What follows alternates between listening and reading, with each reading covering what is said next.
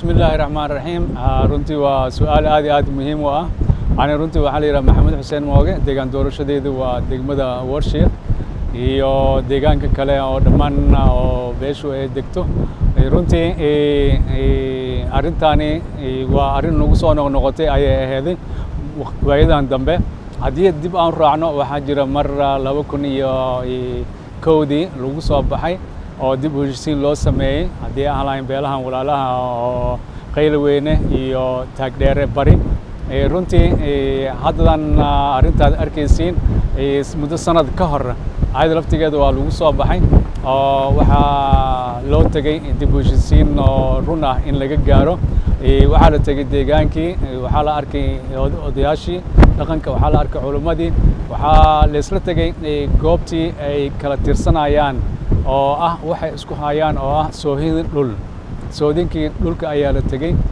runtii iyadoo hawshii lagu jiro oo hawshii ay socoto ayaa haddana tanaasul ayaa meesha imaan kari waayay dib waxaa u soo kacay haddana arrimahani soonkii dhowaa haddana dib u heshiisiinaa la bilaabay gaar ahaan odayaashii beesha beelweynta mudulood gaar ahaan wacbuudhan odayaashii wacbuudhan iyo gobolka shabeellada dhexe guddoomiyihiisa iyo dhammaan maamulka gobolka ayaa hawshaas galeen ay wehelinayaan xildhibaanada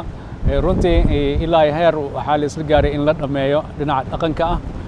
haddana waxaa loo yimiday in la dhammaystiro waxyaabaha dhalinaya waxyaabahan soo noqnoqday oo ah soodinta dhulka runtii soodinta dhulka waa la socday waxaa la tegey deegaankii ayaa la tegey waxaa isla hadlay qeybaha kala duwan haddii aan lahaayeen odayaasha wacbuudhan gaar ahaan iyo labadii beelood oo wax kala tirsanayeen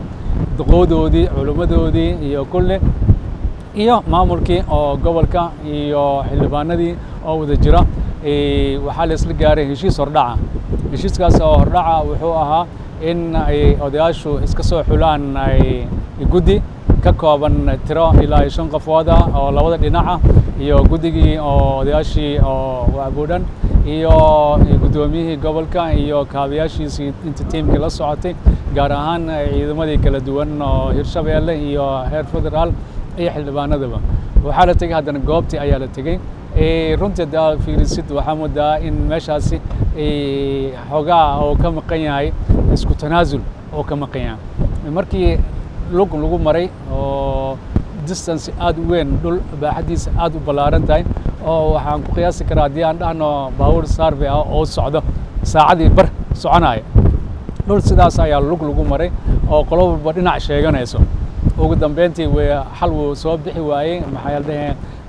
gaar ahaan qayb ka mid ah oo tirsanayay dhinac in ay si wax yihiin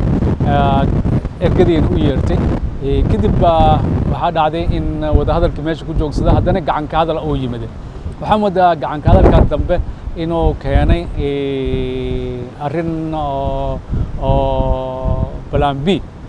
in oo meesha uu yimaaday kalka haddii plan A soco waaye plan B inuu yimaado waxaa galeen hadda odayaashii galmaax kulankii ku horeeyaa la yeeshay oo wax allaale wixii ciidamada lagu kala qaadayo la fiirinaayo inay la kala qaaday in kale la fiirinayo haddana in la isku yimaado la wada hadlo runtii taasna way dhacdeen oo hadda kulankii ugu dambeeyey waa la yeeshay goobtii waa la soo fiiriyey ciidamada waa kala qaadan yihiin waa la soo noqday haddana mar labaadaa la kulmi doonaa si loo dhammaystiro arrintan oo ah plan B-gii plan A-gii hore oo soco waayey waxaa jira in matalaadii gobolka banaadir la helay oo 13 xubnood aqalka sare laga siiyey baarlamaankeena waa ansixiyey dadka muqdisho ay soo dhaweeyeen siyaasi reer muqdisho tahay arrintan matalaadda ka waran runtii arrintan oo matalaadda gobolka waa arrin aad muhiim u ah oo maxaa yeelay haddaad fiirisid waa arrin soo jireen ah arrintan muddo 20 sannadood ayaa waxaa la la'aa matalaadda gobolka la la'aa marba marxalad la soo marayay waxaa la isku soo qaaday maqaamka oo muqdisho waa la isku soo qaaday kadibna haddadan u dambeysay markii oo sharcigii oo doorashooyinka la suubiyey ayaa 4 xeer oo dhammaystiraya sharcigaasi ayaa soo jeedin laga sameeyey in ilaa 7 camal la siin karaayo aqalka sare si ay matalaad u helo gobolka u helo laakiin haddaad fiirisid hoos haddii loo fiiriyo arrimaha way qoto dheer yihiin oo maxaa yeelay waa in la helaa maqaamkii oo magaalada waa in la helaa waa in la helaa matalaad oo rasmi ah oo gobolka uu leeyahay. haddaad fiirisid gobolka gobol soo jireen waaye wuxuu ka mid ahay 18 gobol oo hadda dowladdii u dambeysay oo kacaanka inta dowladdii ayna dhicin oo dhisnaa. taas macnaheedu waxay tahay haddii loo fiiriyo hadda dastuurka qabyada aan haysano wuxuu leeyahay dhammaan gobollada gobol kastaba 3 ayuu helayaa 18 gobol 54 ayaa saas lagu saleeyay. laakiin haddaad fiirisid ilaa hadda gobolka Banaadir wax uu haayay ma jirto, waxay ku maqnaayeen gobollada kale ku maqnaayeen. si loo xaliyo arrintan waxaa soo jeediyay madaxweynaha soo jeediyay waqtiga kala fadhigii toddobaad la furayay ee golaha shacabka ee 10aad waa lagu guuleystay. waxaa la yimid tiro oo 13 ah in motion ay keenaan tiro badan oo xildhibaan ah in la helay tiro 13 ah. tiradii 13 ahaa oo la helay ayaa haddana waxaa ka yimiday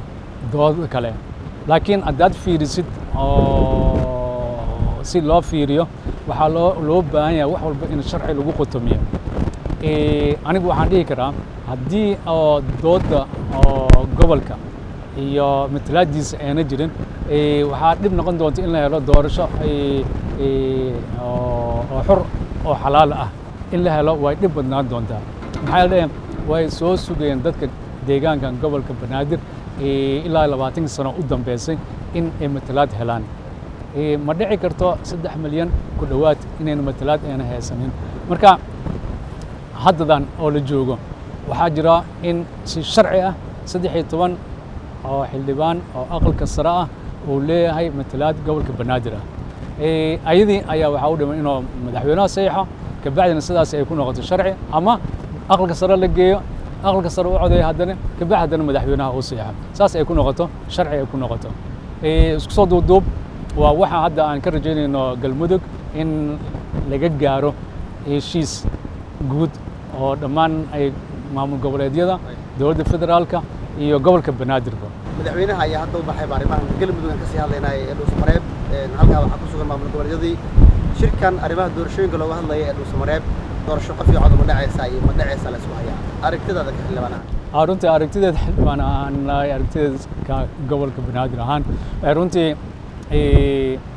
waxaan noqonaynaa dib Soomaaliya mar alaala markii ay doorashooyin soo dhawaadaan haddii aan leedahay xilligii maxmiyadda oo kontameeyadii xilligii lixdameeyada doorashadii koowaad doorashadii labaad oo 68 oo hadda u dambeysay intaba waxaa imaanayay in dib wada wax heshiis lagu yahay in la helo in la raadinayo. haddaad fiirisid waqtigii oo doorashadii koowaad oo 61 oo 61 haddana madaxweynaha dib loo doorinayo intayna taas dhicin waxaa dhacday in dib u heshiisiin sidaas oo kale ah ayaa la suubiyey golihii shacabka iyo dhammaan intii kale oo stakeholderska ah inay wada hadlaan kabacdina heshiis gaaraan. anigu waxaan filayaa in heshiis laga gaari doono haddii oo laga dhameeyo iyadoo sharcigana la fiirinayo oo maxaa la dhahayaa dowladda federaal jirto waxaa jira xisbiyaha jiraan haddana la fiirinayo maamul goboleedyadana la fiirinayo in la helo heshiis kaasoo keeni kara doorasho xor